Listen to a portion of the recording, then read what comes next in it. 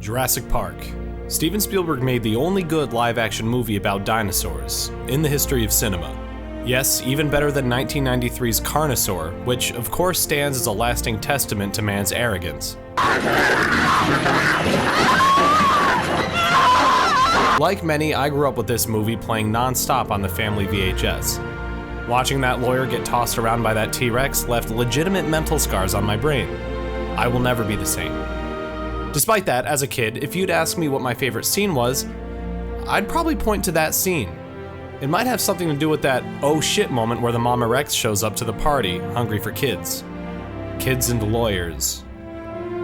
But watching again as a self-proclaimed adult, I always find myself being taken back by this moment.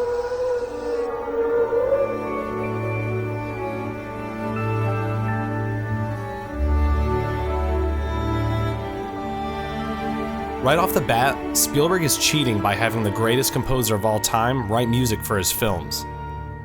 But in the context of the thematic elements of this movie, this scene stands out to me more than any other. We come from the cut of a velociraptor's talon to a stuffed brontosaurus. The angle is important here. We're at the eye level of a child. Remember going to any theme park as a kid and looking up at wonder at all the overpriced souvenirs that your parents always promised they'd totally grab on the way out of the park? You're that kid again in this scene. Except now, as an adult, you've seen the facade.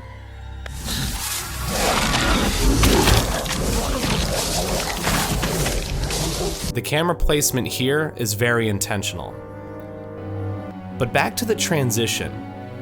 We're taken from the remains of an archaeological dig shown in the beginning of the movie, where Dr. Grant terrifies that 90s era TV bully with the remains of a force of nature humanity cannot even comprehend.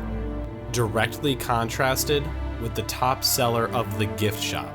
We have here the reality of nature and the physical representation of a man's attempt to control it and make it his own. But what really stands out here is Dr. Hammond's monologue about the flea circus. Attraction I ever built when I came down from Scotland. It's a flea circus, Petticoat Lane. Really quite wonderful. We had a wee trapeze and What I adore about this film is its ability to remind us that some of the greatest failures in life are born of good intentions. Sure, Nedry is as comic book villain as you can get, but I always see him as the catalyst for the film's progression into its thematic elements, more than I see him as the antagonist. He's a great representation of all the worst aspects of humanity, but again, none of it would have happened had Hammond not hired him and had better initial control of his park, other than, 3 computers. And when Hammond tells the story of the flea circus, you get it. He's not just saying, hey look, metaphor. He's a man in his 60s who's seen it all and genuinely wanted to give the world something they've never seen before. The dialogue here drives it home that, again, he's a reasonable guy who wanted so badly to create something of importance. And that's the root of my point, that Hammond is a creator, and anyone who has failed can sympathize with him. But usually when we fail making something like YouTube videos, people just tell you to die and delete your account and move on. But here, again, we have humanity's attempt to control nature, and if there's one thing we've learned, it's that you can't really do that. Hammond even tries to lie to himself and say, next time it'll be flawless. But before Ellie can interrupt and set him straight, you can see it in him. He's grabbing for straws.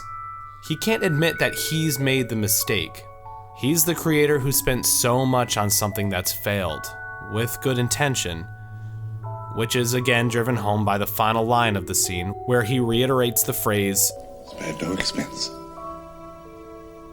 Like a filmmaker looking back at his terrible movie after millions of dollars and countless long nights spent down the drain, this scene paints Hammond as a failed creator rather than a Bond villain we can all point our fingers at and say, hey, this guy fucked up. Look how dumb he is. Look at that old dumb guy. And for anyone that's made any artistic venture and failed, it hits you pretty hard. That is one big pile of shit. So the big takeaway for this scene, for me, is that we're reminded that this entire park isn't the byproduct of a force of evil, but rather a man who wanted to make a mountain out of a flea circus, which is what makes Jurassic Park so relevant and visceral to everyone, especially the failed creators. We have a perfect example of a scene without any dinosaurs, any fleas, that becomes more powerful as you get older. And that's why I feel this is a scene not talked about.